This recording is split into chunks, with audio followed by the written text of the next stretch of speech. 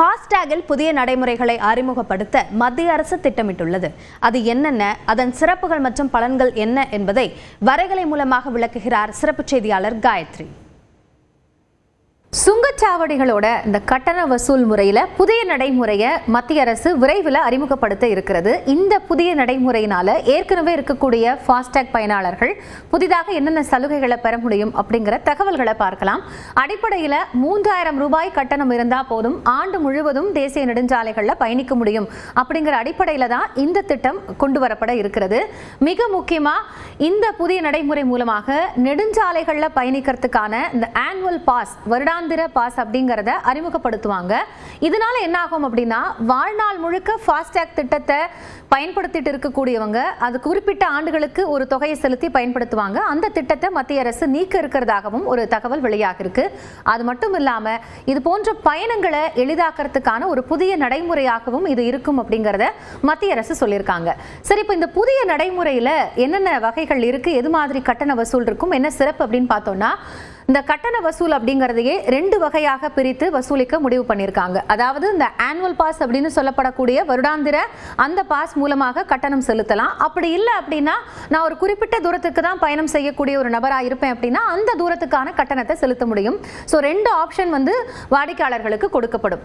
அதற்கு அடுத்தபடியாக பார்த்தோம்னா, இந்தியா முழுக்க பயணிக்கிறதுக்கு இதுவரைக்கும் ஃபாஸ்டாக் ரீசார்ஜ் நாம செஞ்சுட்டு இருக்கோம் இல்லையா, அது இனிமே செய்ய வேண்டிய ஒரு தேவை இருக்காது. இந்த ஆனுவல் பாஸ் மூலமாக தேசிய நெடுஞ்சாலை, மாநில நெடுஞ்சாலைகள் எல்லாம் கூட பயணிக்க முடியும் அப்படிங்கிறது தான் இதனுடைய சிறப்பம்சம். சரி, இந்த புதிய நடைமுறை சொல்றது என்ன அப்படின்னு பார்த்தோம்னா, இப்போ ஒரு 100 கிலோமீட்டருக்கு நம்ம பயணிக்கிறோம் அப்படின்னு எடுத்துப்போம். அப்போ அந்த 100 கிலோமீட்டர் தூரத்திற்கு என்ன பண்ணுவாங்க அப்படின்னா, 50 ரூபாய் அப்படிங்கறத ஸ்டாண்டர்டான ஒரு கட்டணமாக நிர்ணயம் செய்வாங்க. அதாவது நிலையான கட்டணம் அப்படிங்கிறது இந்த அமௌண்ட் தான் இருக்கும். அதை தாண்டி போகக்கூடிய அந்த கிலோமீட்டருக்கு தான் அமௌண்ட் அப்படிங்கிறது கால்குலேட் பண்ணப்படும். ஸோ இது கூடுதலான ஒரு சிறப்பு. அது மட்டும் இல்லாம சுங்கச்சாவடி அப்படின்னாலே நம்ம நிறைய நேரம் நிற்க வேண்டிய ஒரு சூழல் இப்பவும் ஃபாஸ்டாக் பயனாளர்களுக்கு இருக்கும். இந்த மெத்தட் அமல்படுத்தப்பட்டா அந்த நீண்ட நேர காத்திருப்பு அப்படிங்கிறது வெகுவாக குறையும் அப்படிங்கிறதும் இதனுடைய முக்கியமான விஷயமாக பார்க்கப்படுகிறது. அது மட்டும் இல்லாம மிக முக்கியமாக நம்ம எப்போ ஒவ்வொரு டோலை கிராஸ் பண்ணும் போதும் ஒரு சென்சார் இருக்கும். அந்த சென்சாரோட அந்த தடுப்பு இருக்கும். அந்த தடுப்பை தாண்டி தான் போக வேண்டிய ஒரு சூழல் இருக்கும். அதுதான் ஃபாஸ்டாகினுடைய அந்த அட்டையை வடிவமைக்க இருக்கக்கூடிய அந்த நடைமுறை. ஆனா இதுல அட்வான்ஸ் சென்சார் இருக்கிறதுனால அப்படி நிற்க வேண்டிய ஒரு சூழலும் ஏற்படாது. உடனடியாக அந்த கட்டணம் அப்படிங்கிறது வசூலிக்கப்படும் அப்படின்னு சொல்லப்பட்டிருக்கு.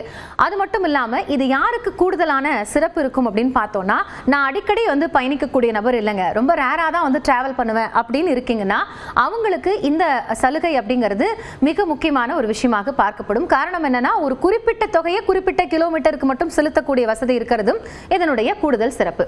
அது மட்டும் இல்லாம இந்த புதிய நடைமுறை அமலுக்கு வந்ததுன்னா, இப்போ ஏற்கனவே நடைமுறையில் இருக்கக்கூடிய இந்த ஃபாஸ்டாகுக்கான 30,000 செலுத்தி 15 ஆண்டுகளுக்கு பயணிக்கக்கூடிய அந்த வாழ்நாள் ஃபாஸ்டாக் திட்டம் அப்படிங்கறத முற்றிலுமா ரத்து செய்த பிறகுதான் இந்த திட்டம் நடைமுறைப்படுத்தப்படும். ஆனா இது எந்தெந்த வாகனங்களுக்கு பொருந்தும், மற்ற கனரக வாகனங்களுக்கு கூடுதல் கட்டணம் இருக்குமா அப்படிங்கிறதுக்கான வரைமுறைகள் விரைவில் வகுக்கப்படும் அப்படின்னு எதிர்பார்க்கப்படுது.